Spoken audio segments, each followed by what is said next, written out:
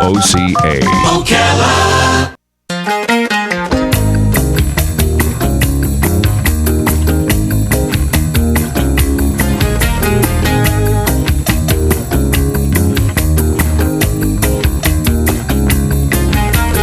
Diamonds in the sunset, now your time has come.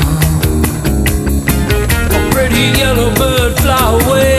All right, 5 minutes after 11 o'clock. It doesn't get any more beautiful out there than it is right now. Oh, my gosh, what a nice-looking day. One day, Robin, it was a day probably as beautiful as today. We were riding bicycles on a path that used to be a railroad bed. Remember that? Mm-hmm. The Rails to Trails program or whatever they call it. And we went a little farther than we were really ready to go. So we had to stop. And we stopped and we sat on the edge like a grassy hill.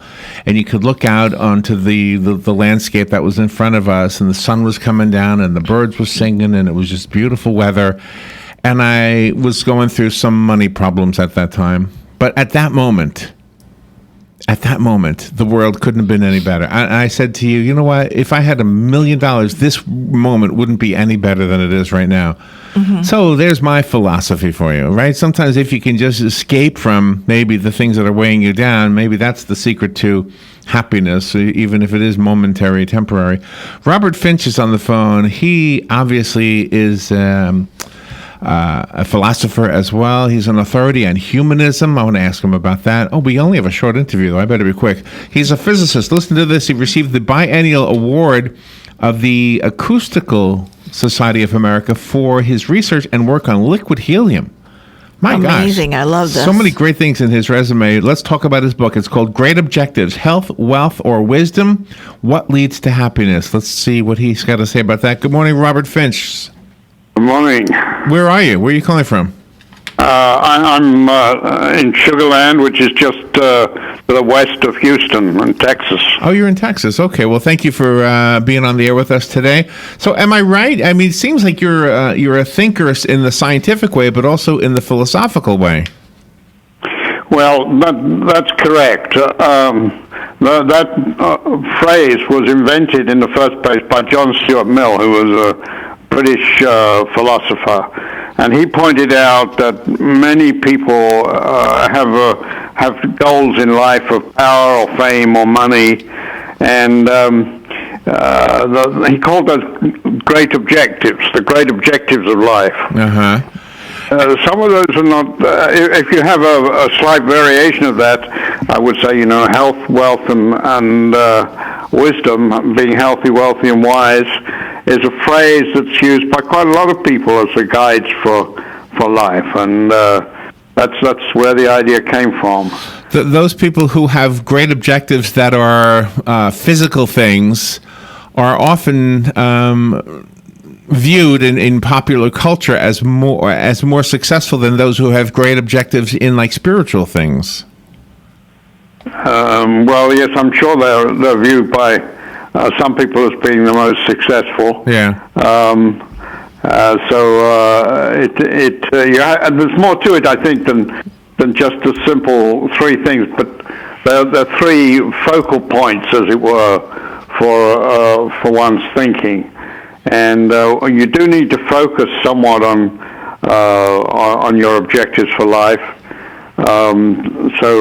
Healthy, wealthy, and wise is not a bad prescription, I think. Could you be healthy and wise, and that wisdom allows you to be not wealthy, but still be happy? Yes, I think so. I mean, it's a question of what your aim is in life. I mean, there are different people who have got different aims, and that's one of the great things about this world, that we live with various different people with various different aspirations and religions and religious and political ambitions, and so all of those things are possible, and I think it's a question of what you want to focus on. Yeah. When you talk about humanism, I do a radio show. Obviously, when I first started doing talk radio, the audience didn't know who I was. They were anxious to find out where I stood politically speaking, and I had somebody call, or maybe it was an email. They sent me a letter or something, and they called me a humanist, and they were not complimentary. They were actually they were making fun or whatever, calling me a humanist. And my response was, well, wasn't Jesus a humanist? I mean, I mean, if you want the best for humanity, that to me would be a humanist. Yeah, I think there's a lot of truth in that. Yeah. Yeah, I mean, the term humanism came into popular focus at the time of the Enlightenment a couple of centuries ago, and it's really a way of saying that we're human beings, and we human beings are responsible, or should be responsible, for our own lives and so on. And there are a number of principles that have been determined by philosophers and by ordinary people. So we look for truth and rationality and listening to our own emotions and values, and we need an ethical system to put it all together, a set of rules, as it were, and we need some sort of commitments, probably to our church or our political party or our company or our family and so on. And finally, the destiny of the human race is going to depend on what ordinary people come down to in their ordinary lives.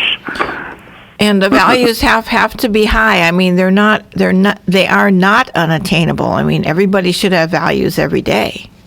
I think that's right too. When you look when you look across the landscape of nature, how the animals are, a beaver, for example, has an objective to build a dam, right? That's the objective, and once he gets that dam built, he's happy. In fact, he says, "I'm damn happy." Just a joke.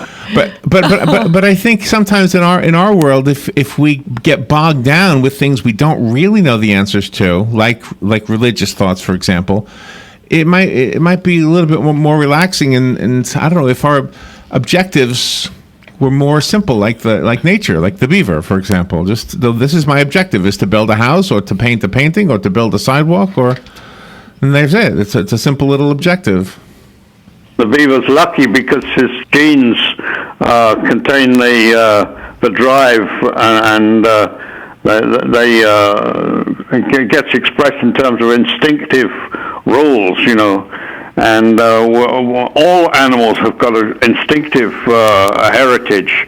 I mean, even we as human beings, we have an animal heritage which goes back to millions of years, probably, in the course of development. Yeah. So we all have instinctive urges and so on, but human beings, in addition, learned how to talk and communicate with one another, and so we've got the ability to communicate and cooperate for our own benefit. Yeah. The cover of the book, Great Objectives, shows a picture of the Statue of Liberty, which represents the opportunity to meet some of your objectives as long as the society that was established by our founding fathers is maintained, and people from all over the world come here to meet their objectives. That's absolutely right. I had to choose a cover to put on the book, and they told me that there were a number of free photographs and so on that you could use, and I looked at them all, and I really thought that picture of the Statue of Liberty welcoming everybody to America was really epitomizes. It's an icon that really epitomizes what I was trying to say here. Have your objectives personally changed as you grew older? Well, I hope so. Yeah. And I think the good thing about that is, as we get older, we look at younger people who are where we used to be, and we have a better understanding of what their objectives might be, and maybe how we can help them. Right. Well, I'm lucky. I've got some grandchildren, and one of them just started college about a year ago, and I really have the objective of getting him to understand that he's got to save some money via the stock market or some way. Think of his retirement, which is very distant for him. Yeah. But it's very quick. Yeah. You know that it's very quick. goes- He thinks it's very far. Yeah, he thinks it's far, but we know better, right? It's not. It's around the corner. Yeah. Gosh. Well, I've also got a 7-year-old granddaughter who's just learned that she can dial on the telephone, or actually she gets one of these portable things, an Apple. She's got an Apple, and she's learned that she can call her grandmother from wherever she is. Oh my gosh. I love that. Well, and that right there is the epitome of happiness right there. Just having family and people like that who want to call you. That is awesome. Yeah. Well, they have a smart grandpa, and obviously you're smart and wise, and that's a pretty good combination right there, Robert. How do we get the book? Great Objectives. It's available through all the normal sources.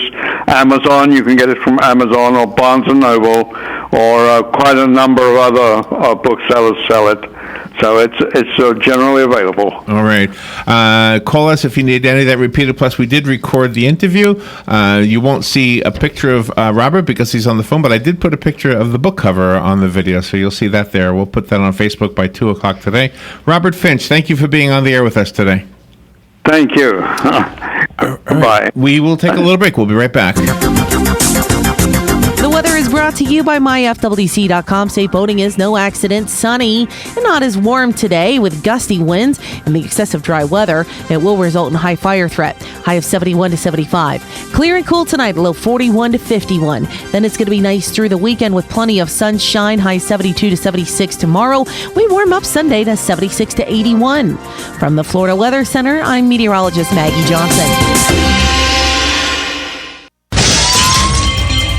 Hi, I'm Seth with AA Lock, Dock, and Security. Have you ever thought about the locks or security on your house or business? Have you ever wondered why the keys to your new car cost so much? Well, at